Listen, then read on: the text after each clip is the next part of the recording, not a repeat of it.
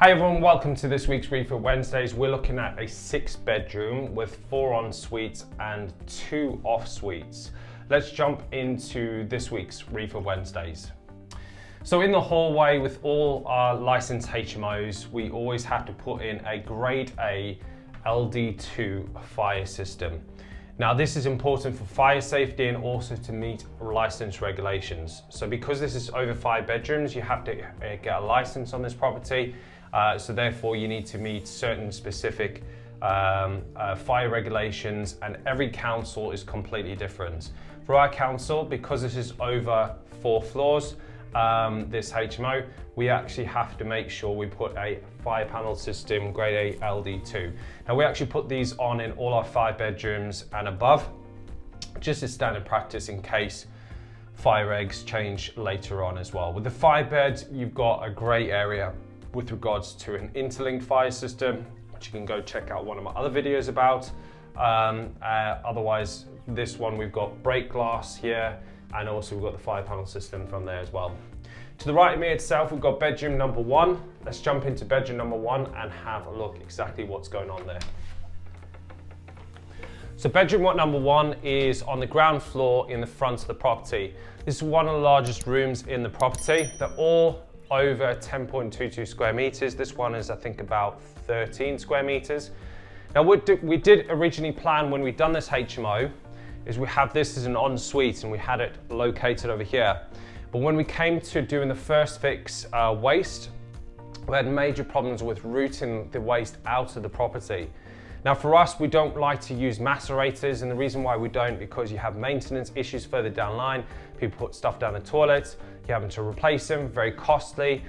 So we want to make sure we get a 4-inch waste out of the property when it comes to all your toilets itself. So what we made a decision, because the actual waste was 4 meters underground, it was going to cost too much to actually get that out of the property and route it with the right incline. So we decided to actually put an off-suite, which is on the middle floor. We'll go and have a look a bit later on. So the 2 ground floor ones actually have off-suites, but all the rest are all en-suite. So with all our properties, we obviously dress all the actual beddings itself exactly the same. Pretty much got it systemized from there.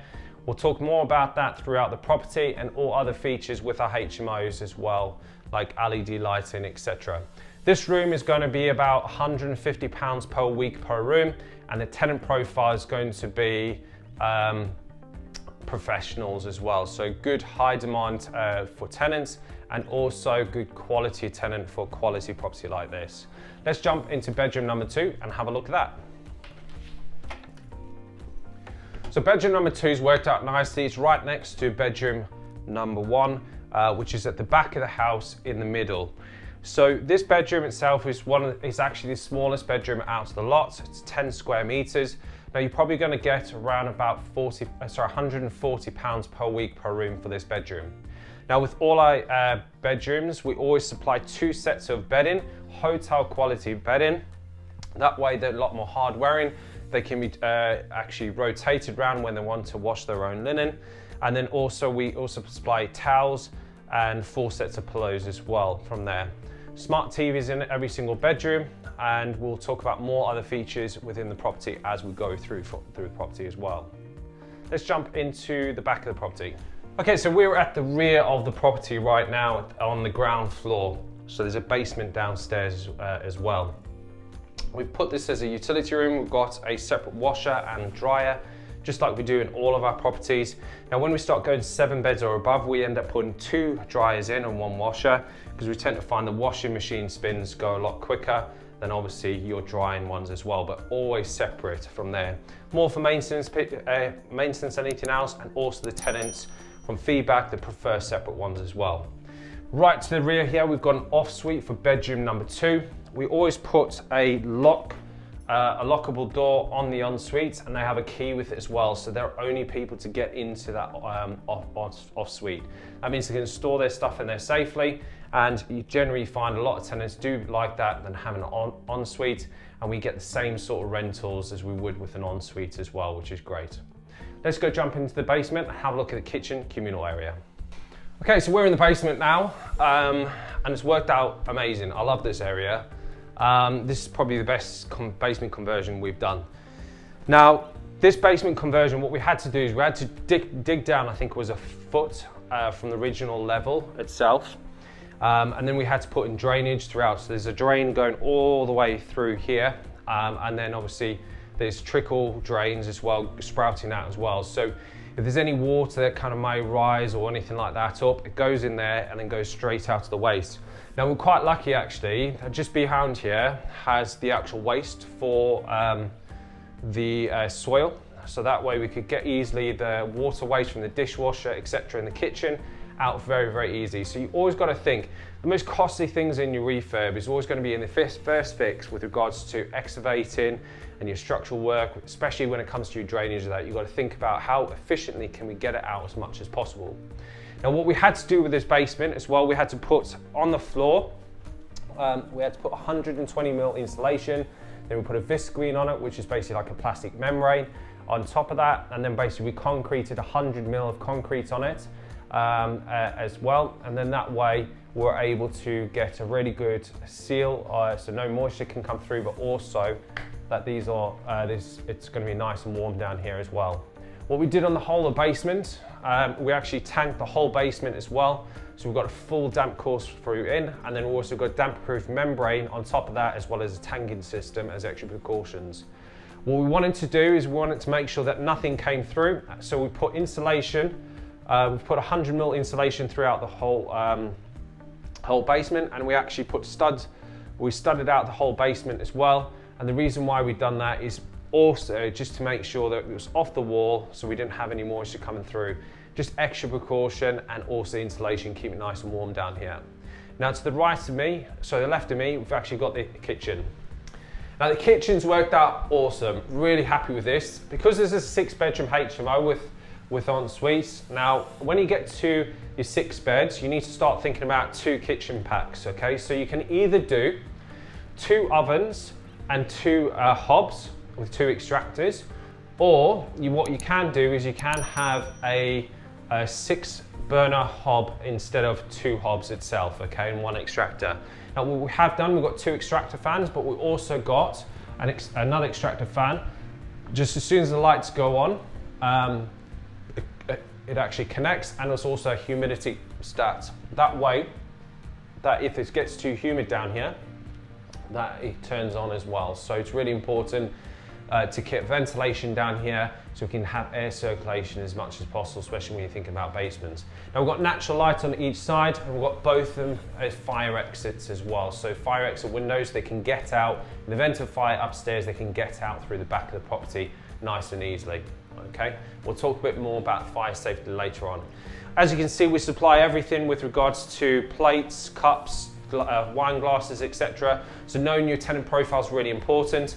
Now in some HMOs you might not actually do that, and the reason for that is because different tenant profiles demand different types of product that you supply into the market. For our type of tenant profile, we've nailed down there, and we know exactly what they want, and we provide it every single time.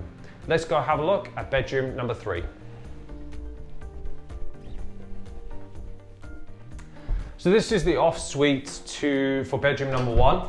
It's the largest of the ones. So what we try and do is wherever we can put in larger showers in.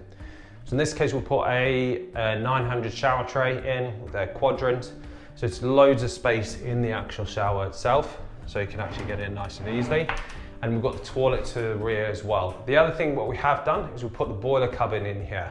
It's for the actual hot water. Let's have a check it out. Okay, so we've got a separate boiler cupboard in here. We've got the main water tank, which this is a 250 litre water tank, okay? And the reason why we've done that is so we can supply the constant pressure throughout the whole property. And then the second thing was providing hot water to all the mixture showers as well, so nobody gets an inconsistency of hot water, okay? So you've got to think about that, about the tenants there. Now you could put in, say, 2 electric showers, but the problem you're going to have there is you're going to have issues with regards to the water, with the boiler, and also one of those electric showers are not only going to be used at one time, so it's very inconvenient for the tenants. This is a better way, it's also most a cost-effective way as well to actually do that. Now we obviously got a boiler as well that comes with a 7-year guarantee on it, which is great news. So that way it's parts and labour. Key thing is with all of this is always make sure that you're servicing your boilers every single year. Otherwise, it will be void if you miss 1 year and something goes wrong, say 5th year. Okay, so let's go double check and have a look at the next bedroom. So we're on the middle floor at the moment. This is obviously 4 floors, including the basement. This staircase, trying to keep the original staircase, has been a great success that we have. Had to sand it down, make sure that everything was, it's nice and smooth as well. I'm really happy with it. And it's a nice feature of the actual property. And this shows you kind of how big the actual hallway is, going all the way up to the top floor. We're currently on the middle floor at the moment, looking at bedroom number 4, bedroom number 3. So bedroom number 3, again, it's a nice size. This is 12 square meters, excluding the ensuite, which is about 2.5 square meters. So we've got smart TVs in every single room, 32-inch. Obviously they're connected to the internet as well. So we've got 1,000 meg internet coming to all the bedrooms, and that's worked out really nicely. So we're very fortunate in our area that we're able to get up to 8,000 meg to all our properties. 1,000 meg's more than sufficient.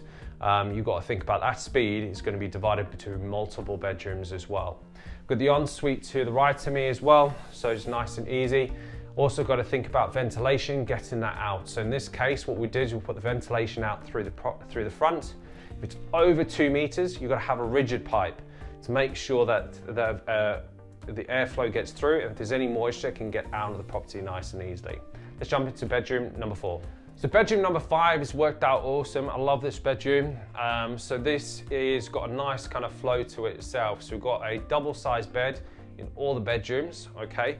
And then obviously we've got the ensuite over here as well, okay? So we've got a quadrant shower. This one, and we've got an 800 quadrant shower. Still big when you actually go in, so it's a nice movable kind of space. And then all the bedrooms, we always supply a mirror in the actual main bedroom and one in the ensuite as well. So the doors itself, these all close nicely. We use jig set systems, so it's a lot quicker to install and also much better quality handle as well. So if you're not using them, I highly encourage you to. The blinds itself, we always put blackout blinds throughout the whole property. Reason for it is because the tenants on night shifts sometimes, they want to make sure that these rooms are pitch black, and these certainly do as Venetian blinds, and they work nicely well from there. Let's jump upstairs and have a look at the last 2 bedrooms. Okay, so we're in bedroom number 5 right now. So this, again, is just a mirror image of the bedroom underneath, which is bedroom number 3. So we've got the ensuite here to our right, to my left, and then obviously a nice 800 square tray in the shower tray in there, and obviously toilets on my right as well, okay? Thinking about fire safety, always want to make sure we put FD30 fire doors on all of the doors. This is a requirement, a national requirement, and then also we replace the door casings as well. So the door casings itself have a strip in here. These are also FD30, so what that means is basically if there's a fire, it takes about 30 minutes to actually burn through these doors, etc. So you've got 30 minutes to kind of get out of the property. We've also got smoke alarms in all the bedrooms, and then a heat detection system in the kitchen and the communal area, because it's an open space. Now, the actual smoke strip itself, they expand if there isn't a fire, and obviously stop any smoke coming through from there, and it's just a nice tight seal on there. What a lot of people do to try and save on costs, which cost them more later on, or have done in the past, but you don't get away with it that much anymore, is they've put the fire strips in the doors and left the original door casings in, okay? This is not good practice, and it's also going to cost you a lot more further down the line. I was speaking to somebody else previously a couple of months ago, and what they did, they had their HMO for 5 years, they bought it for somebody else, they didn't actually do that, and they've had to go around and change all the door casings, etc., and it cost them over £30,000 to make all the adjustments, even not putting in fireboards on the ceilings or anything like that. They didn't do it. So you've got to think about that. Put the money up front, it costs you less a hell of a lot later anyway, because it costs you more to go and retrofit it than it is to do it through the beginning. Let's look at bedroom number 5. So we're in bedroom number 6, which is the last bedroom of the lot. If you guys want to profit from UK property and you want to do it with minimal time involvement, So you want to either have passive or done for you itself. Then head to bookingcall.com, that's bookingcall.com. You can schedule a call with myself or one of my team, and we can see how we can help you profit through UK property. Now, we actually focus on a number of the things where you can get a fixed return, or we can do the process for you full done for you. Now, whichever is best for you, we'll have a call on the application call and we'll discuss exactly what your needs are and see what's going to be best suited for you. Thanks very much for watching. Please make sure that you subscribe to our channel and also book in that call. It's completely free. It's an application call to see if we can work together from there and how we can help you move forward. If not, it's totally cool. Have a great day. Thanks for watching. My name's Nic Clark and I'll see you next week.